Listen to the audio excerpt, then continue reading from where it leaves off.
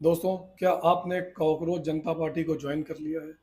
तो बधाई हो, आप देश के सबसे बड़े डिजिटल बवाल में शामिल हो चुके हैं। कौन है ये कॉकरोच जनता पार्टी? ये कॉकरोच नाम कहाँ से आया? क्या ये सही में कोई पार्टी है? क्या इसका कोई नेता है? और ये पूरा बवाल शुरू कहाँ से हुआ? ये कॉकरोच नाम कैसे पड़ा? इधर नीट की परीक्षा लीक होती है, बच्चे सुसाइड करते हैं और देश को एक बहुत बड़ा झटका लगता है। सरकार के पैरों तले जमीन खिसक जाती है और जो दोषी हैं उनको अभी तक सजा नहीं मिली है, जबकि ऐसे दोषियों को तत्काल प्रभाव से फांसी होनी चाहिए। एक मामूली सा कॉकरोच दुनिया के सबसे बड़े लोकतंत्र की सबसे बड़ी ताकतवर पार्टियों को घुटने पर ला सकता है क्या? पहली बार सुनने में ये किसी फिल्म के थ्रिलर जैसी कहानी लगती है। 5 से 6 दिनों में इंटरनेट पर एक ऐसा तूफान आया है जिससे बड़े बड़े राजनीति के रणनीतिकारों के पसीने छुड़ा दिए हैं। इंस्टाग्राम पर एक नया पेज जन्म लेता है, उसका नाम होता है कॉकरोच जनता पार्टी, और देखते ही देखते 5 से 6 दिनों में 15 से 18 मिलियन के फॉलोअर उसमें हो जाते हैं। लेकिन पर्दे के पीछे की कहानी और इंटरनेट कुछ और ही कह रहा था। कुछ स्क्रीनशॉट वायरल होते हैं और इस पर यह भी दावा किया जाता है कि ये जो फॉलोअर हैं ये भारत के नहीं बल्कि पाकिस्तान, बांग्लादेश और तुर्की के नकली बॉट्स के माध्यम से आगे बढ़ाया गया है। इस पूरे विवाद की टाइमलाइन को समझने के लिए हमें 15 मई की दोपहर में जाना होगा। देश की सबसे बड़ी अदालत यानी कि सुप्रीम कोर्ट में एक बेहद गंभीर मामले की सुनवाई हो रही थी। वहीं कोर्ट रूम में दलीलें दी जा रही थी। तभी देश के चीफ जस्टिस सूर्यकांत एक ऐसी टिप्पणी कर देते हैं जिससे बहुत बड़ा बवंडर मचने वाला था। कोर्ट रूम में कहा गया कि समाज में कुछ ऐसे पैरासाइट हैं, परजीवी हैं जो सिस्टम पर हमला करते हैं। युवाओं में कुछ कॉकरोच जैसे भी होते हैं जिन्हें कोई रोजगार या कोई प्रोफेशन में जगह नहीं मिलती, तो सोशल मीडिया एक्टिविस्ट और आईटीआई एक्टिविस्ट बनकर सरकार पर या हर किसी पर निशाना साधने लगते हैं। वो युवा जो पहले से नीट जैसी परीक्षा और उस पर स्कैम से परेशान है, जैसे ही ये शब्द अपने कानों से वो सुनता है तो वो गुस्से से लाल हो जाता है और सोशल मीडिया पर अपनी भड़ास निकालना शुरू कर देता है। फिर एक मास्टरमाइंड जिसका नाम होता है अभिजीत दीपके, इसकी नज़र पड़ती है भारत के युवाओं पर जो सोशल मीडिया पर अपनी भड़ास निकाल रहे थे नीट परीक्षा लीक के मामले में।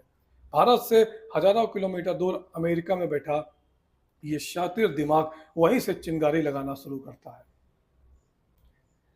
ये कोई मीम बनाने वाला एक आम लड़का नहीं होता है। ये एक मूल रूप से महाराष्ट्र के संभाजी नगर का रहने वाला, उसने पुणे से पत्रकारिता सीखी और सीधे अमेरिका के मशहूर बोस्टन यूनिवर्सिटी में चला गया। वहाँ पर पीआर में मास्टर डिग्री लेता है।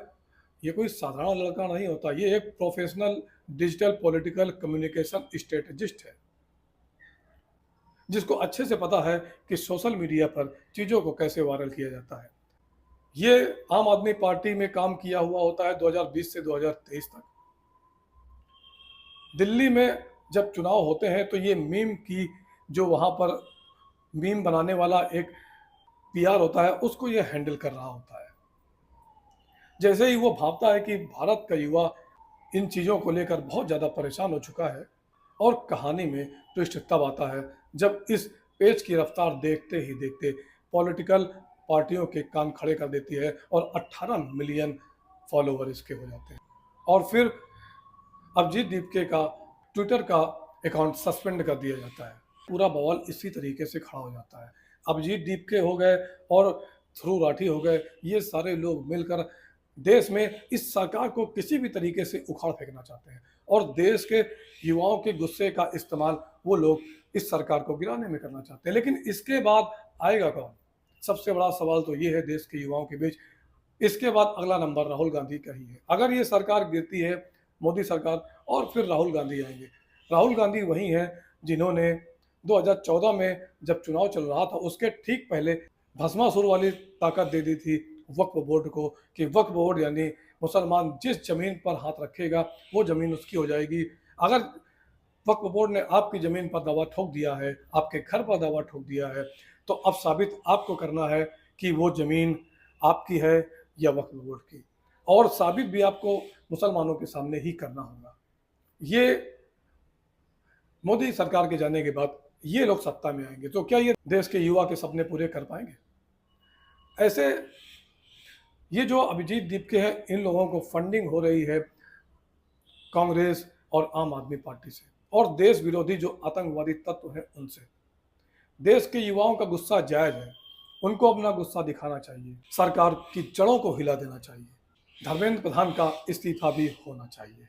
जिन लोगों ने पेपर लीक किया है उनको तत्काल प्रभाव से फांसी होनी चाहिए, उन लोगों को किसी तरीके से छोड़ना नहीं चाहिए। लेकिन मैं देश के युवाओं से ये कहना चाहता हूँ कि आपका गुस्सा जायज है, लेकिन आप अपना गुस्सा सही जगह पर यूज करें। ऐसा नहीं कि आपके देश के आप देश की उन शक्तियों की कठपुतली बन जाएं जो देश को बर्बाद करना चाहते हैं। कांग्रेस, आम आदमी पार्टी, कोई भी पार्टी जिन्होंने देश के लिए आज तक एक ठेले भर का काम नहीं किया, वो पार्टियां देश के युवाओं के गुस्से को भाप कर एक नया ट्रेंड खड़ा करना चाहती हैं। जहां पर राहुल गांधी या कांग्रेस की सरकार आ गई वहां पर तो वोट ईवीएम मशीन सही है, लेकिन जहां पर सरकार नहीं है वो ईवीएम मशीन खराब है। इस तरीके से करने में क्या देश का भला होगा? आम आदमी पार्टी के अरविंद केजरीवाल देश के युवाओं से आह्वान भी करते हैं कि आप देश पर निकलिए और जिस तरह जेनजी ने पूरे देश की सरकार को गिरा दिया और एक नई सरकार बनी, उसी तरह आप मोदी सरकार को गिरा कर नई सरकार बनाइए, ऐसा कहना है अरविंद केजरीवाल का। लेकिन हमारे जो देश के युवा है वो देश के भविष्य हैं और देश के भविष्य के साथ खिलवाड़ बिल्कुल भी नहीं होना चाहिए। धर्मेंद्र प्रधान को तत्काल प्रभाव से इस्तीफा देना चाहिए और जो लोग इस पेपर लीक में शामिल हैं उन सभी लोगों को फांसी होनी चाहिए तत्काल प्रभाव से। लेकिन मैं देश के युवाओं से एक बात ये भी कहना चाहता हूँ कि आप लोग मोदी सरकार से विरोध के चक्कर में कहीं आतंकवादियों को अपना रहबर ना बना लें। अगर आप लोग अपनी लड़ाई लड़ रहे हैं तो इसमें किसी भी प्रकार के ध्रुव राठी या किसी प्रकार के अभिजीत दीपिके का आपको साथ लेने की जरूरत नहीं है।